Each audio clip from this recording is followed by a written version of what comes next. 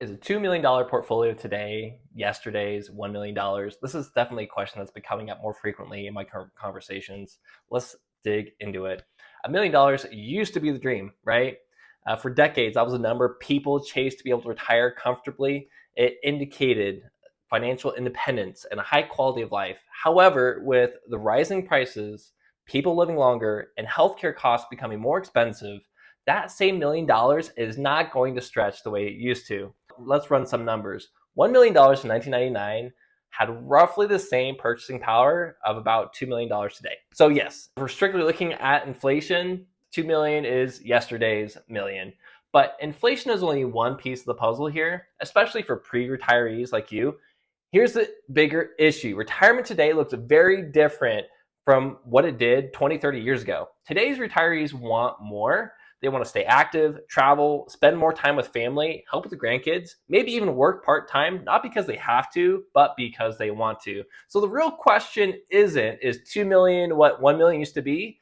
It is, what does 2 million mean for you personally? Will it fund your ideal lifestyle? Will it get you to and through your retirement with peace of mind? That's where planning comes in, because it's not just about number. It's about what that number can do based on your personal goals, your spending habits, your timeline, and your risk comfort level.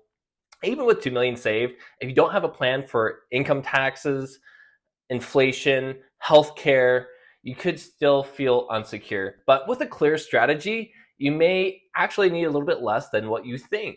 Or you may discover a few key adjustments that can make all the difference in the world. Here's one of the things I tell my pre-retirees: don't chase the number, chase the plan.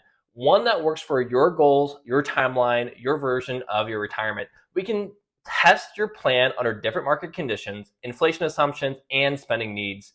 And we look at what happens if you retire earlier or later, or if healthcare costs spike, or if the market drops. Because ultimately, the goal is not to guess, it's to prepare.